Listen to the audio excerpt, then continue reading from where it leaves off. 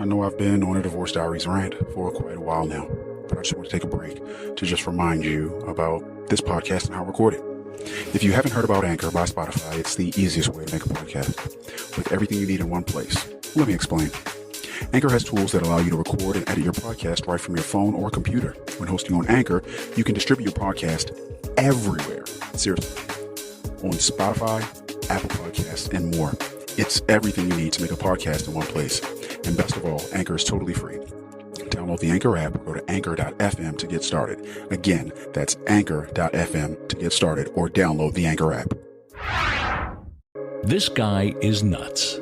Is he really making daily recordings of his possible divorce and releasing it as a podcast? They both cheated on each other. She's making six figures and still doesn't contribute to any joint endeavors financially. Why is she still with him? Why is he still with her? I can't wait for the next episode.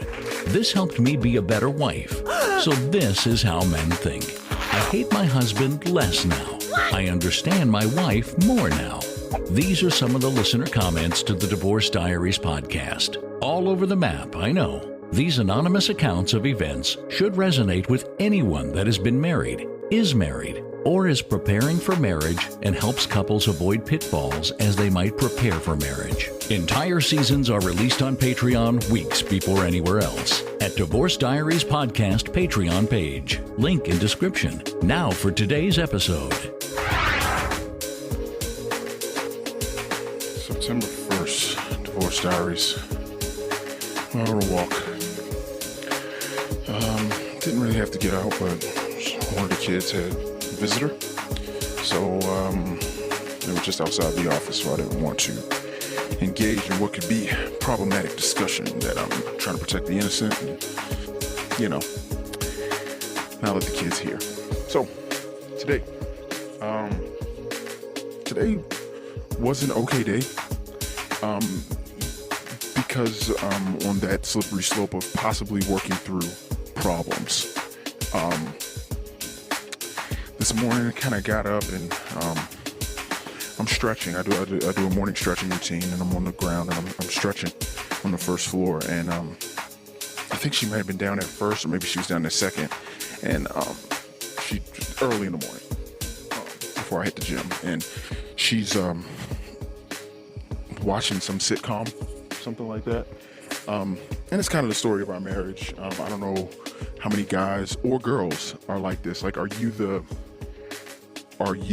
ambitious doer in the relationship, and the other person is more of a slug or a hindrance, so to speak? Like, I'm not speaking about their personality or anything like that, but if you are I'm up in the morning at 5, and I'm at the gym at 5:30, and I'm planning my meals, and I'm regimented, and I'm ambitious, and I'm trying to start this business, and I'm over here, and I don't know, you're just doing a bunch of crap. It's just, your life is one where you find fulfillment through completion, doing things, pursuing new goals and objectives and things like that. And the person you're with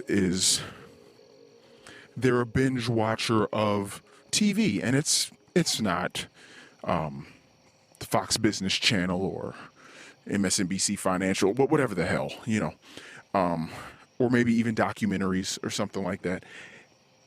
They just kind of watch, I don't know, Golden Girls, Big Bang Theory, just or Real Housewives of a City or something like that, and it's just, they don't seem to do anything with their life on a day-to-day basis. Every now and then there might be spurts where it's like, oh yeah, I'll clean out the garage, but pursuing that professional certification, no, that's not something I'm going to do.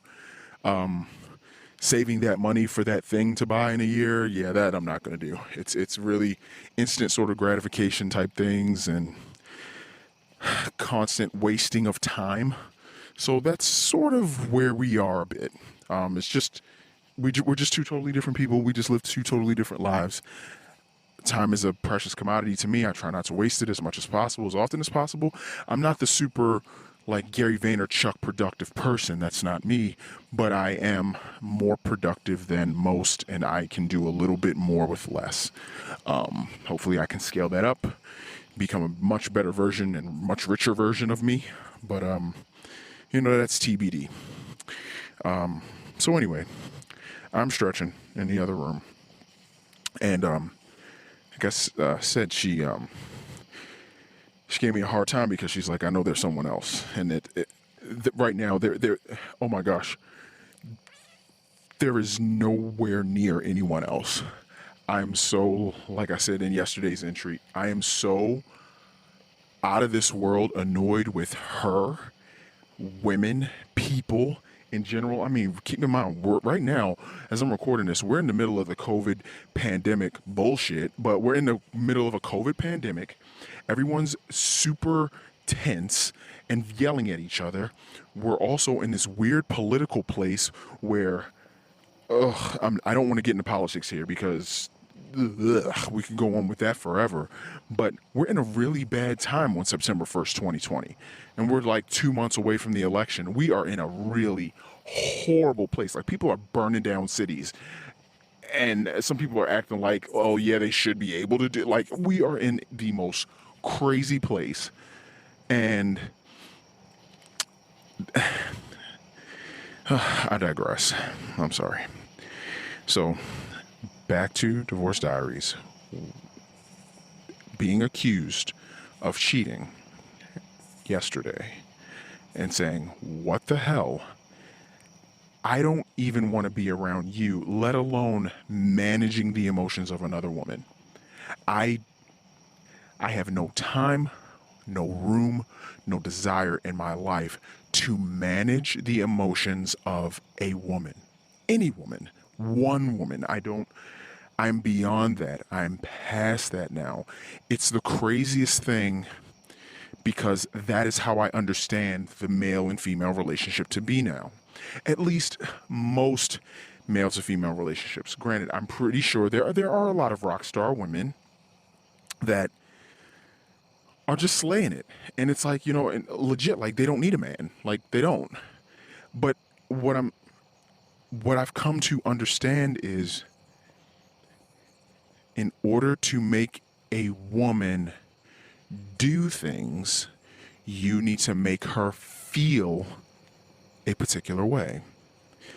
In order to make a man feel certain things, you need to do certain things for him. So it's the feel and do dynamic that I believe exists in all men and women, but men need to make a woman feel a way and she'll do things. Make her feel good, she'll, I don't know, fuck you. Fuck a man, he'll feel really good about you. It's a little bit backwards in how we process and articulate, I won't say love, but let's just say feelings, because I'm not saying either is wrong. I'm just saying the wiring in men is one way and the wiring in women is another way. Neither are bad. It's just the wiring. Now, with that said, being accused yesterday of cheating and like, oh, I know there's something going on, and by the way, I'm not going to tell you what it is so you can change up what you're doing and blah, blah, blah. I am so over it and so exhausted, and being a much, much, much older version of myself, like I told you guys before, being a much, much older version of myself, like, that affair brought nothing but crap to my life. I couldn't keep her happy. I couldn't keep my wife happy. I couldn't keep Grant. I felt okay. I mean, there was a little bit of the mystery. Oh, we're doing things we shouldn't be. Oh, the taboo part was, I won't even say that was exhausting. Maybe that was exhausting at the outset, but as time went on, there wasn't anything fucking exciting about being really tired and like going to go spend time with someone and then always trying to, let's just hurry up and cut to this chase so we can get this over with so I can, like, what the hell? It just became like, it's another clock you got to punch, another aggravation, another annoyance. And you're doing something so fucking wrong the whole time yourself. It's like you just don't feel good about yourself. that was as far away from living a righteous life that I've been. And it's like, it didn't feel good at all. So it's just funny to me. I mean, and granted, I don't expect my wife to understand that, but there's no friggin' way that I even want to have another affair. Too exhausting, too stupid. I'm too smart for that now. And I mean, it doesn't have anything to do with her. It has nothing to do with my wife. Why I don't want to have an affair. I don't want to have an affair because I view it as wrong, bad, stupid, and a waste of time. All of those things. I don't know if I want to get into, it's also sin, and I'm not going that deep with it. I'm just saying it's wrong, stupid, bad, and it's a waste of time. It's a waste of my time. Now, if I want to be a single man and just, it's Wednesday, I want to go out to a good happy hour, and then I'll meet someone, and then we'll see what happens. And then I want to go out on Friday to another happy hour, maybe, and then see what happens. Okay, that's fine. I'm not attached to anyone. I'm just doing whatever the fuck I want to do with whoever I want to do it with. That's not cheating. When someone says, hey, are you seeing other people? Yes, I am. Or right now, no, but tomorrow I plan on going out and I may meet someone. Well, can I come? Didn't plan on you coming. I was just going to go by myself. It's a very honest life, which is why I say to all men, not really going to speak to women on this because I believe they were wired differently. Say to all men, don't fucking cheat. What's the fucking point of that? It's a waste of your time. It's nice maybe because you get the variety. It's nice because you get different perspectives. It's nice because maybe you don't have the pressure. But that sword cuts both ways and you don't necessarily have the companionship that you might have with having one woman that is in your home every single day when you get there, or in your home every single day when you leave. The comfort of expectation is great. The comfort of knowing she's there is great, which I believe that's why people probably cry their freaking eyes out when their spouse dies. Because it's like, oh shit, like that security and regularity of your presence is now gone. It's not even the fact that you like clip your toenails over the sink and it's like, I'm fucking pissed off about it. The fact that I cooked all your meals for you and you didn't ever say thank you. The fact that you spent more money than you made or saved and that made our lives harder. It's like the pro side to you being dead and not in my life anymore is so much higher. Tangibly, yeah, and statistically, it's so much better to not have you in my life. It's a net positive, but you can't measure emotion. You can't measure companionship. You can't measure that bond. You can't measure it. So when that bond is broken, when the regularity is broken, when the expectation is broken, because it's just a dance, it's all it is. It's just, I come home, you're a little pissed off from your day. I am too. Okay. Oh, the kids went out. Oh, I'll decide to, hey, would you like a glass of wine? Oh, sure.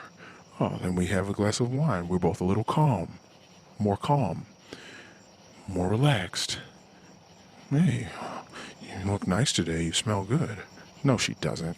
No, he doesn't. You both had a hard day of stagnation at work. Like you've done nothing. You haven't moved. There's no man smelling pheromones coming off of him because he was out chopping wood.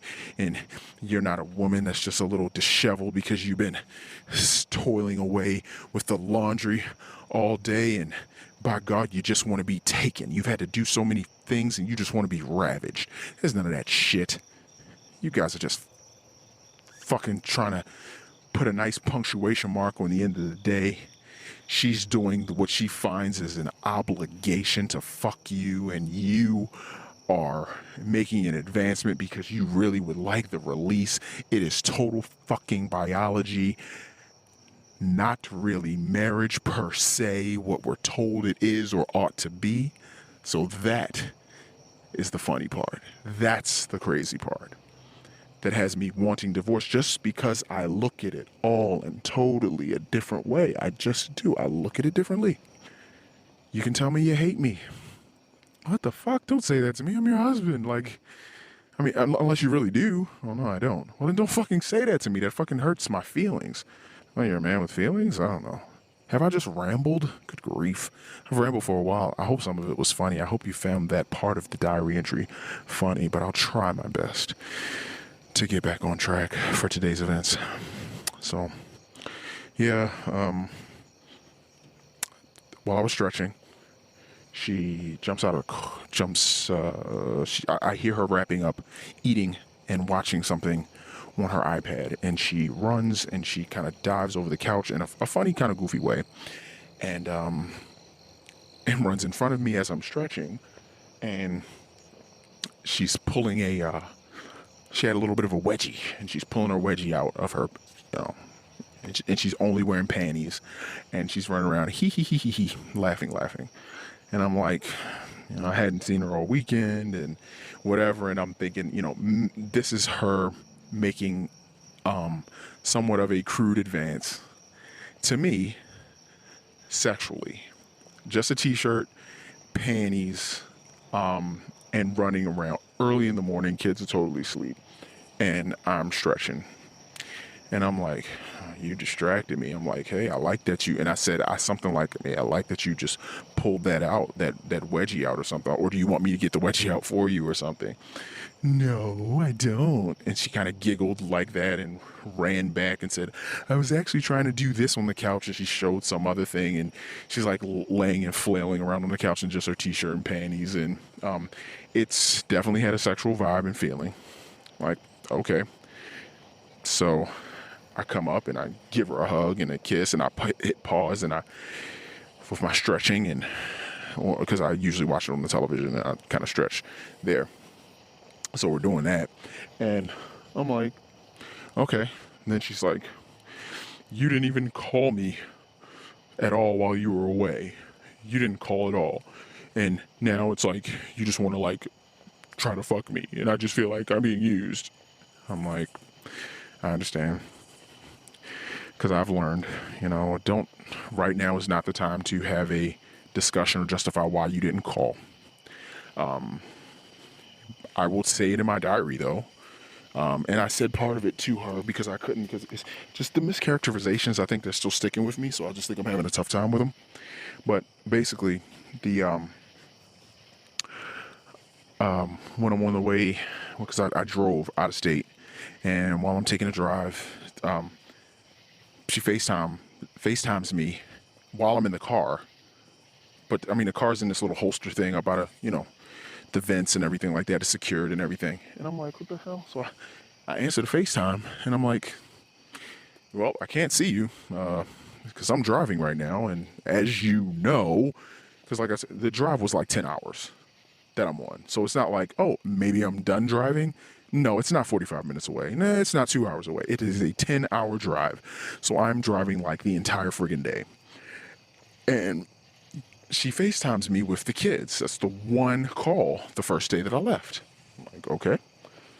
And she's clearly like letting them talk, and they're just, hey, dad, this, that. And I'm like, and with the FaceTime, I'm never FaceTimed. I'm a guy. I don't like to FaceTime. I don't want, well, fuck if I'm a guy or not. I don't fucking like to FaceTime. I don't want to FaceTime. I don't look to FaceTime.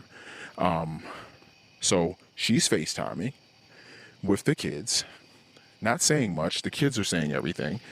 And then, I think we talked a little bit later, maybe. But I'm like, okay, clearly we had a bad week. You guys know from the last week's diary entries. Had a bad week, so there's nothing to talk about, and I'm going away to do this thing that I want to do away from you, and we're not vibing at all. So I'm out in another state, and then Saturday rolls around, and I remember, the FaceTime from Friday, you're not talking, and I don't really want to talk to you. So I said that today. I'm like, well, that's what happened. I'm like, you FaceTime me with the kids. It obviously didn't seem like you wanted to talk to me. You know that we're not doing well. I don't want to talk to you. I mean, I want to talk to you if it's going to be good, but I'm not looking to talk to you because our conversations aren't good. So it's not like I don't want to talk to you, but at the same time, I don't want to talk to you because it's not good. And she's like, well, then don't try to fuck me then. And I'm like, you dove over. Oh, okay. I get what you're saying. I just try to go back and hit the reset button. Like, I get what you're saying. All I'm saying is you're on the fact that I didn't call you this weekend. See, foot in my mouth right there. I don't know if I should have been able to talk. I don't know if I should have been able to say anything with my fucking foot so far down my fucking throat. So we're having this fucking conversation about why I didn't call, and the lack of accountability got to me a little bit because I was saying, we are not good. You FaceTimed me. You clearly don't want to talk to me, and I don't want to talk to you. So I'd rather you say something like that shows we both weren't really trying to talk to each other. But right now, you're saying you didn't call me. And just that strategic shit that my wife can do from time to time, all the time it seems, to somehow take a thing and totally flip it around, and it's totally my fault. I'll even submit to if some of the situations are 80% my fault, 90% my fault, 100%. Well, nothing's ever going to be 100% a person's fault. At least that's my opinion. Even with something so egregious like cheating, it still isn't 100% one person's fault. And I'm saying that, and my wife cheated on me. It's still not 100% her fault. Yeah, maybe if I were to say it in a cleaner way, maybe she's 100% to blame, but it's not 100% her fault. Or maybe we switch that. It's 100% her fault because she made the choice and did it, but she's not 100% to blame. And that's probably the better way to say it. Because the thing is, why did you cheat? And that blame doesn't necessarily even have to be between the husband and the wife. Like, the blame could be in like a bunch of different places. Like, I don't know. I'm not trying to take accountability and like push it off onto others. But what I'm saying is, if there's let's say there's a young lady that grew up and her father ditched her, and she had a longing to be with her dad, and her dad was spending time, one, not with her, but two, when she was spending time with her dad had, let's say, a bunch of girlfriends and a bunch of kids and a bunch of places. So she didn't get any love from her dad, so she sought it out in other men, in the form of, sexual stuff. Typical girl story, right? Then, when she does see her dad, and like I said, he's got a bunch of kids, few women, whatever, and she notices dad is giving his attention and affection to whorish women. Loose women, whorish women, women with no self-respect, but dad is chasing these women down. He just wants to be with these women. So she's had no example of what good love and tenderness and compassion and respect is from a man. And then when she did see it from someone that she longed for it the most, he is trying to get it from these women that appear this way or that way. So she's now going to try to act that out because she's just trying to get the love from her father in whatever way she fucking can. So because she's had so many sexual partners before she was fucking 18 years old, now she's found a man that is just so smitten and taken by her. Oh, I want to give you the world. Oh, I love you so. Oh, my dear. Oh, how about we get married now? Oh, I love you. And just to have a woman of your stature be with me is just something that here comes the bride. Here comes the bride. So he's fucking married to her now. Great. She is still that same bag of damaged that she was when you fucking met her. That's what she is. Same bag of damaged. So, what's going to come out? Let's reach in, just like we're playing the fucking Price is Right. Let's dig our hand in the bag. Oh, what are we going to come out with? Oh, damaged coin number 1. And she cheats. Okay. She cheats because there was something that happened that didn't go a way that she expected or planned or wanted, and she got frustrated, she got sad, she confided in something in someone, I don't really know, but she ends up fucking someone because, like I said, you make a woman feel a certain way, she'll do certain things, and that's how a lot of guys are able to fuck married women often, because the married woman feels that she is battered, she feels that she is disrespected, she feels that she is at the end of her rope, she feels that no one understands her, and then when this guy down at the copy machine fucking says, hey, you look really nice today. I haven't heard that all week. I think you just made my fucking year. And she's like, what? She goes back to her desk. Tammy, Hank said that I look great in this cardigan. Oh, I've noticed he was admiring you the other day in the meeting. I think he likes you. Bitch, she's got a husband. Okay, let's get off that. Really? You think? Ned hasn't told me that I looked good. It's gotta be 2 years since he said anything like that. Yep, Ned's a bag of shit. Fuck Ned. Yeah, you're right. Fuck Ned. I don't even know why I gave him the chance. You know, as a matter of fact, I liked his best friend Hank more. Fuck Ned. Ugh. All this shit. So now, got yourself all riled up. You know what? I guess when you put on your next outfit, I had on that dusty pink dress yesterday. That wasn't even anything I like to wear. But now I'll fucking wear the blue one that I know looks good. And I mean, I know these heels are typically for special occasions, but after all, Hank, or whatever the fuck I just made his name in this fucking skit at the copier, maybe he'll be there and he'll...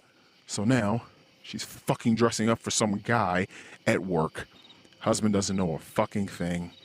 Sure, she'll go out to that next happy hour. Only if Hank, or whatever the fuck I said his name is, he'll be there. Great. Now all of a sudden, bada bing, bada boom. She's fucking this guy because he made her feel away. And she was looking for it. So now, whose fault is this affair? Where does all the blame lie? Does it all lie with her? Maybe. I mean, a good portion, yeah, but at the same time, she's like a robot. She's programmed away. All of us humans are somewhat robotic, and we're programmed in a particular way. And she has, her programming for how to recognize a good man, or recognize a good thing that she has, or recognize who the fuck she is to begin with, those are not complete lines of code that are error-free. So there's lots of debugging that needs to happen in this code. But she doesn't know it. She's out in the wild. There are backdoors in this code. Shit's going sideways. Passwords are compromised. All this shit's fucked up in the fucking code. It's fucked up. So, what does she do? She's just bad code. She's fucking vulnerable. There's a term, I guess, in programming. You want to harden things with security. You want to harden it versus having it not as hardened and not patched. You want security patches to mitigate or stop your fucking vulnerabilities on your piece of hardware or software. And she's got lots of vulnerabilities. It's a great word to use. She is just vulnerable. There's so many ways you can take advantage of her. And she doesn't know it. She does not know just how vulnerable she is. She only knows what she knows. She knows she's had to protect herself, but she only protects herself in one way, but not always. And now she's finding herself fucking cheating. This is her life. This is what's happening. And yes, the husband is somewhat to blame because he did not understand that he was so taken by her beautiful eyes or hips or lips or tits, whatever the fuck had him all gone with this girl. He had that going, and then this motherfucker marries her. She is a sack of damage, but he may have come from something too where he wasn't the greatest. His mother was a bit, let's say, needy. His mother was very, she was a single mom, and he watched his mother struggle. And trust me, having a single mom for part of my life myself, and watching her struggle, you don't want to see that. And you know in your heart, or you know subconsciously on a level, that your mom would be better with a guy. You've even seen her date, and one guy was okay, and you saw how your mother responded when she was with that guy, and then you've seen how your mother responded when she hasn't been with a guy. It's just like she's just trying to figure shit out, and really, because of my personal opinion on the purposes of men and women, a man is supposed to provide several things: protection, money, safety. A woman is supposed to, when protected, probably be her most comfortable and be in the most comfortable environment to raise children and further the race. That's just what it's supposed to be. Granted, there's other things. Yes, job, blah, blah, blah, all that other stuff. The father also nurtures the kids too, blah, blah, blah, all that bullshit. Yes, but I'm saying on the biological level, if we had all of our modern conveniences stripped away, what a guy is supposed to do is provide that protection, money, safety. That's what he's supposed to do. And it doesn't have to be money. Whatever the currency is. If the currency is a cave, he's supposed to provide that. If the currency is money, he's supposed to provide that. If the currency is, I don't know, higher ground to get away from the flood, he's supposed to provide that, so there can be safety and peace for his family to be raised in by the woman while he leaves the vulnerable family to go out and hunt. Whether it's the hunt is a job, the hunt is a business, the hunt is actual wildebeest. So that's what that is. Now, this guy that's married to her, he now knows how to, because he's conditioned to know how to recognize and potentially help the vulnerable woman, a lot like his mom was. And when he sees her, and he sees her maybe falling short, struggling, whatever, or super strong, because his mom, he felt it was super strong, even though his mom was a total fucking wreck. She was living in the projects or some shit, or she's living off of the alimony from dad or some bullshit. Like mom is not self-sufficient. Like, don't get it fucking twisted. Your mother was not fucking self-sufficient. She was like a fucking catastrophe. She didn't really know what to do, and she just kind of muddled through life. So, okay, if that's your story, now you're trying your best to take care of this woman that you're now married to. But now she cheated on you because she's doing the things that she does, and you guys have found yourself in this really ugly place. So you, husband, you do have some blame, because this woman was this woman when you met her. You just didn't want to see it. The woman obviously has blame because she did the act.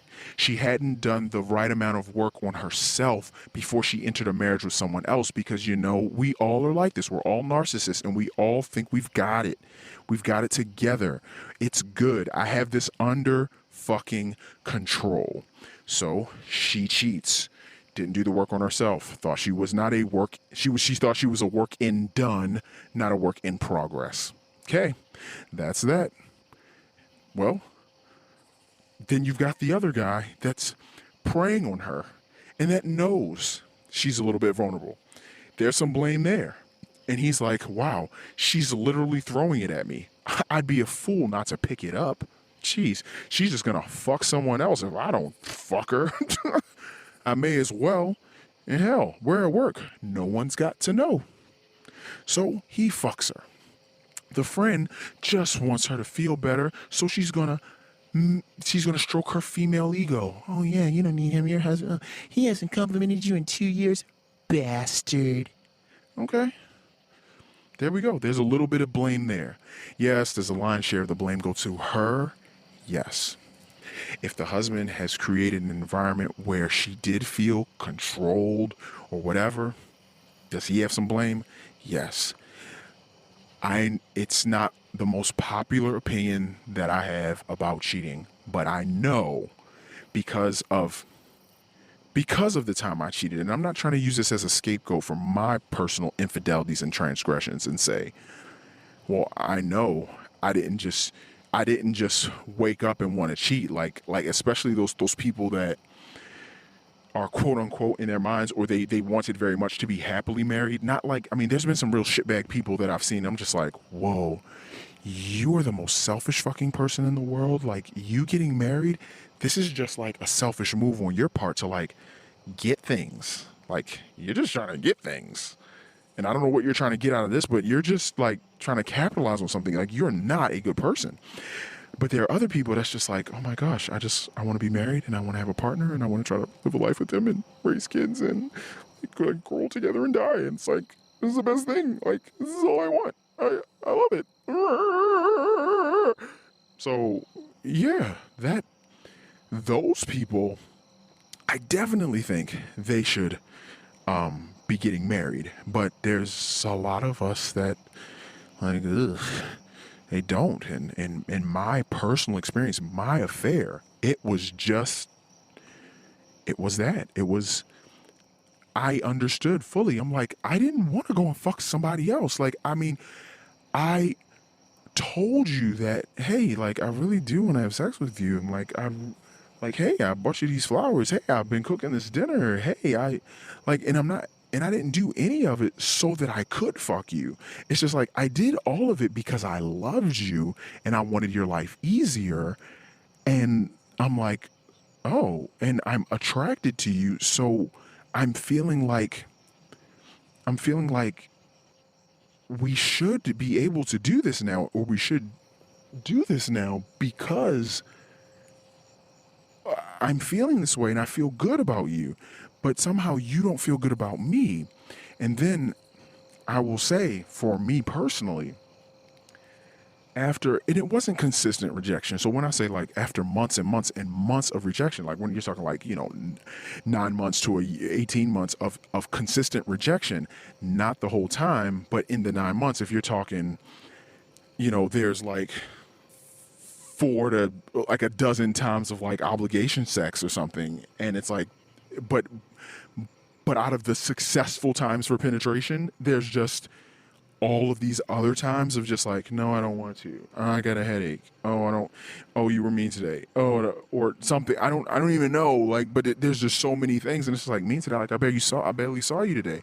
Like, I didn't say anything to you today. I don't know what you mean. So after all of that rejection, it's just it weighs on you. It really weighs on you, and then it changes you, and then then my pump was primed. So then going out and being around someone else, and then the someone else is like giving me a little bit, that's all it takes, just a little bit of flirty banter. And it's like, oh, and then that part of you is awakened. I know that happens with men and women. It's just like, wow. That part of me has been asleep for a really long time. That part of me has, and even if you resist, which I did, I'm like, no, like, that was dumb. Like, well, I guess she is kind of pretty, but I'm not gonna, like, whatever, like, shrug it off, brush it off, shrug it off. You can only do that for so long. Boom, rejection again, and it's like, I seem to have a willing party that I'm doing absolutely nothing for. Nothing. I haven't asserted myself or gone offensive to try to pursue this person, not once. And she doesn't even know about my situation. She just seems to be a very nice and warm person to me. She seems like she likes me. Wait, how do I feel when I go home? I feel like you hate me. This girl feels like she likes me. I feel like you hate me. She feels like she likes me. Whoa. Caught between a rock and a friggin' fine place. So now you've got a decision to make, which I did. And I made a bad one. I'm like, man, you're really nice. Oh, you think I'm nice? Oh, fuck. She didn't just like scoff. She actually accepted the compliment. She actually responded warmly to me. Oh, fuck. Now I'm looking at her and I'm just like, this is standard fare. And I'm like, I don't even do anything for you. I don't do anything for you. And you're treating me this way. It's like, you like me? Now I want to just be with you because you fucking like me and I need to be liked by somebody. And then the person ends up being a somewhat of a good person. And I'm like, fuck. I mean, aside from the fact that they're like, cheating with you and they're being the other person, that part sucks. That doesn't make them so great a person. But at the same time, I understand how people can get caught up in situations. And I definitely was caught up in a situation, but I was caught up in a situation that felt good. There were no tricks about it. And that's why I said when I did have the affair after I was married, it was with that person because it's like, you're the person that treats me well and you don't make me feel bad. And I'm not saying that it's like a badge of honor or anything like that. In fact, I think it makes it worse because I wasn't able to, one, leave the situation I was in and go and be with that person, or leave the situation I was in and say, like, get your shit together, man, and leave it all alone. I wasn't able to do either of those mature things. But is that blame all mine? No. Is it mostly mine? Yeah, it definitely is mostly mine. And in fact, if I had to put it into words, would I say, oh, it's 100% my fault? Yes, because that's me. I'm 100% accountable. It is my fault. I should not have done that. It is not my wife's fault. It is no one else's fault. Now, I have extreme accountability for me. When I'm talking about other people, though, and yes, obviously you can put my situation in there as well. But when I'm talking about other people, it's hard to put 100% of the blame on a person because there are lots of factors. How they grew up, their past relationships, whatever, how you treated them, that might have pushed them to cheat on you. It just is what it is. I don't make the rules. I'm just observing and saying what I think is happening from these rules that I see. So that's basically what I think. When she was talking this morning, just about everything. I know I've taken you guys around Mulberry Bush a while, but yeah, it's really hard. You didn't call me, so now don't try to fuck me. It's like it just threw everything back into focus for me. About like while I'm trying to like, be intimate with her, and like I already told you guys, like I sent flowers when I knew I would be on the road, like 8 hours down the road, that she would receive flowers saying, thanks very much for taking care of the kids while I'm away, even though I'm not there, I'm still thinking of you, and all I can tell you is I appreciate it.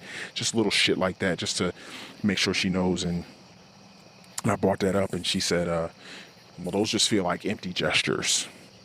And I couldn't keep it in. I didn't yell or anything like that, but I couldn't keep it in. I just immediately said, that's why I didn't call you.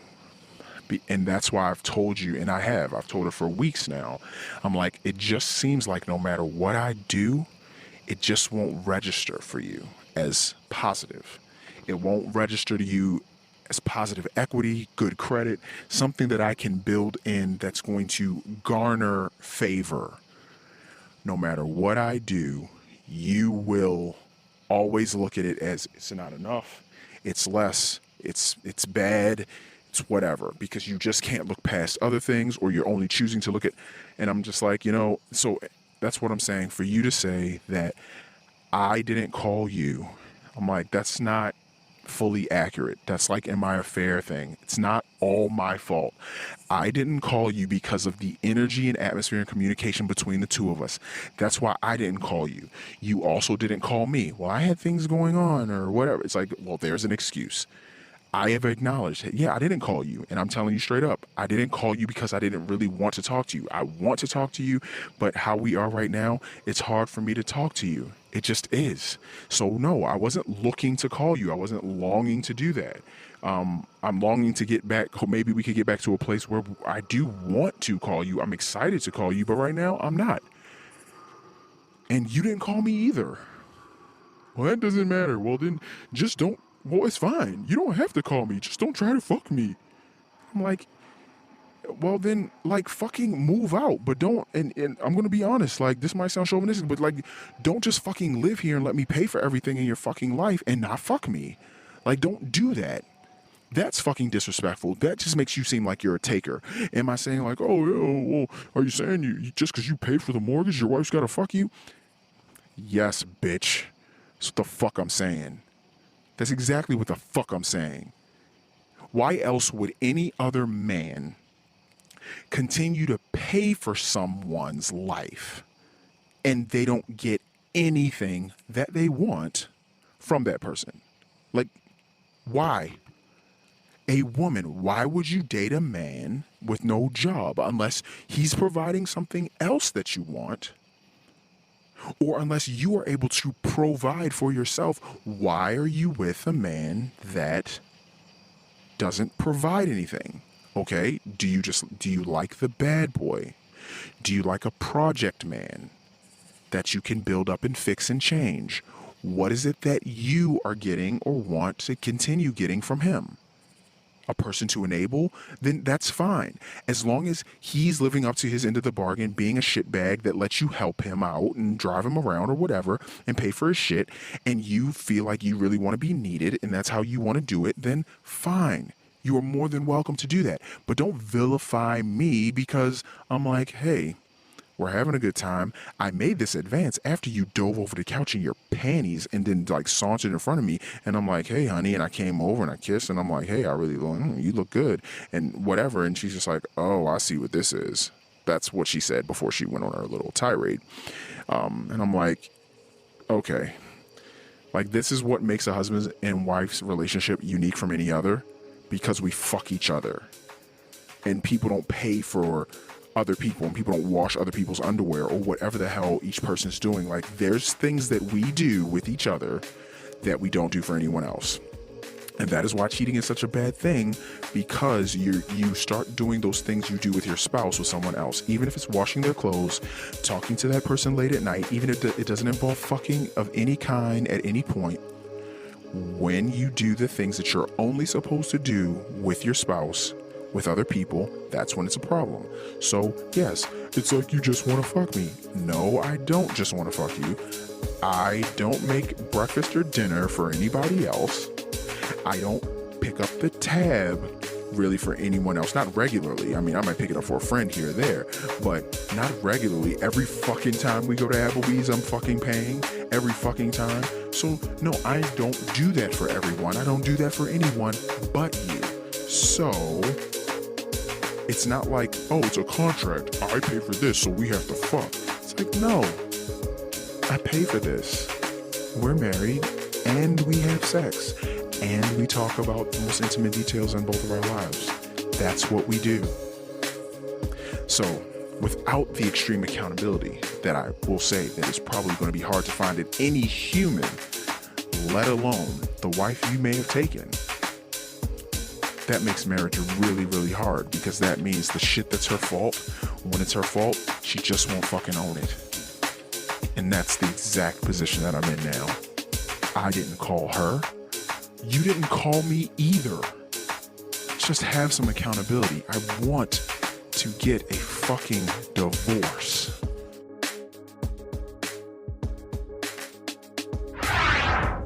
Wow. That was the Divorce Diaries podcast. The Daily Saga will continue tomorrow. The full season's episodes are on Patreon now. Subscribe for early access. Click the Patreon link in the description. Hopefully, these entries help our anonymous recorder as a form of his own personal therapy. That's his hope and his intention. Will these recordings of life's curveballs lead this family to the best resolution in the end? We'll keep listening. New episodes are released daily on all podcast players, but all episodes are available on Patreon at Divorce Diaries Podcast Patreon page. Until next time.